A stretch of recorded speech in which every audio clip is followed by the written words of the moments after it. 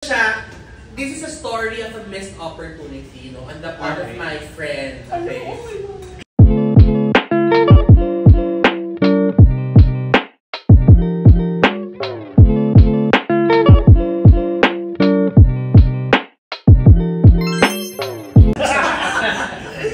Ito guys, yung kwento ko, narinig din ng iba to, pero so for the rookies, no, who are listening right now, kakapurutan siya ng aral, siya ng inspiration. Hindi, ganito siya, this is a story of a missed opportunity, no, on the part of my friend. Okay. Hindi siya madrama ng kwento. Guys, Brits and I are friends before Prupa. So ngayon, friend ko na siya. Ang alam ko lang, balik na siya sa Starbucks. Tapos after Starbucks, alam ko lumipat siya sa airport as a ground attendant. Yun lang alam ko. Hindi ko alam na nagpupro siya. One time, nag-invite ako ng inuman sa house namin. Kasi invite ko siya yung friend ko. Si Dan. Si Dan owns a restaurant ng Tagaytay. So nung gabing yun, inuman, ganyan. Tapos, believer kasi ako ng insurance dati pa. No? So, tas si Brits, hindi ko alam ng agent siya. Kasi never niya ako inalok, never niya ako nirecruit.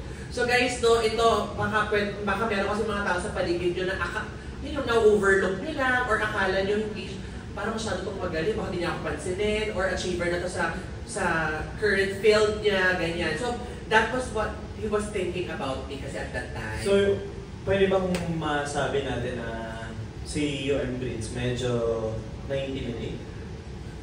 Hindi ko naman, ayoko na magsabi na intimidate. Feeling ko, hindi. Ang sinabi niya sa akin, parang si Tia successful na sa job niya. Rookie pa lang kasi siya nun eh.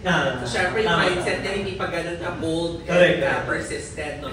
So anyway, nung gabing yun, yung friend ko is not a believer for insurance. So si Brits ata, binabenta niya yung friend ko. Si Dan. No? So ngayon, since believer ako, unbeliever yung friend ko, tandem kami ni Brits. So kada lang story short, nirarara mo si Brits? Hindi ko hindi. Ay, hindi mo? Hindi ko siya nirarara. I just know na important ang insurance. Okay. So kinakontra ko siya, yung gano'n. Hindi ko siya support kasi hindi naman niya ako sinabihan na tulungan mo ako magbenta. Hindi ko nga alam na binabentahan niya yung gabing yun. Kasi ko na agent siya. Hindi mo pa nga alam? Hindi ko alam. So, I just so happen na believer ako ng insurance. Yung gabing yun, di tandem kami. Kada lang story short, nabentahan niya yung friend kong yun. Ng Elite 5, guys. Yun yung first. Dahil lang sa inuman na yun sa bahay ko. Parang naalala ko, yun yung first Elite 5 na time.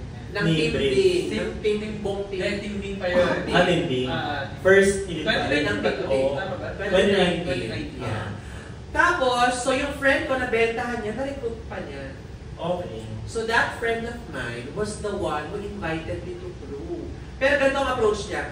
Tia, alam mo, sabi niya, bakit gusto mo kumuha ng insurance? Tapos sabi ko, ayun, matagal ng insurance ko, parang 5 years, sabi baka it's time for me to get another one. Sabi lang niya sa akin, imbes na kumuha ka sa akin, kumuha sa sarili, mag-pro ka na din.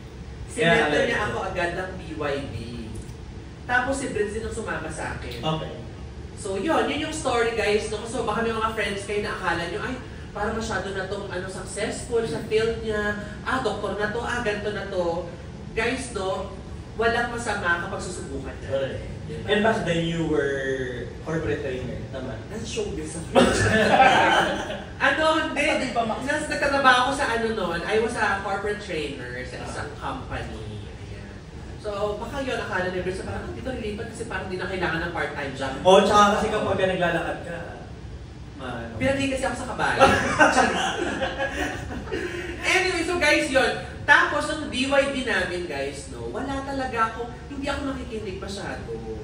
So, parang hindi ka interested? Hindi naman. Alam mo kung bakit ako distracted doon? Kasi parang ang saya-saya ng mga, I thought to be honest hindi ko maalala yung 45% commission, yung travel incentives.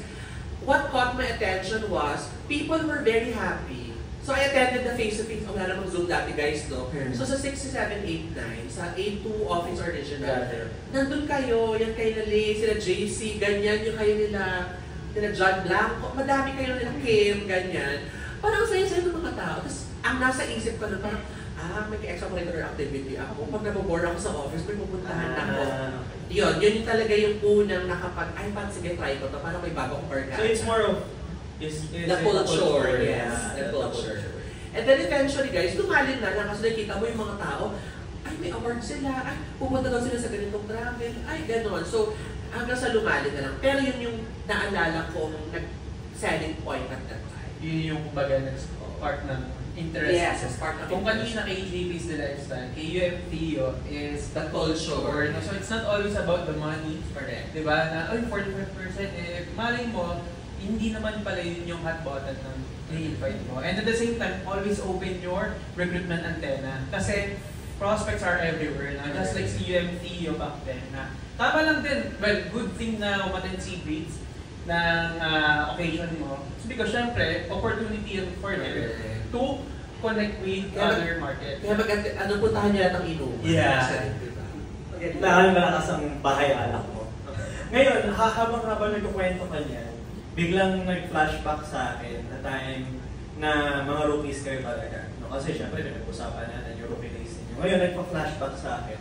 During that time, Paano yung flashback? pahingin mo lang ang beer? Pahingin mo lang ang beer? Tagawa mo lang ang beer ba? Parang kailangan natin ng ano? Kailangan may sasayaw. Hingin mo na tayo ng beer from our Parang ayaw Luningning of the night. Luningning of the night? UM Lace. Ayan. Uy, sabay yung kape.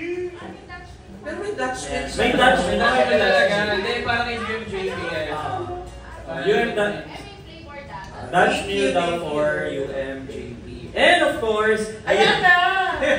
from OM Blue. Ayan, OM Thank Blue. you. Special participation. Okay naman sa camera.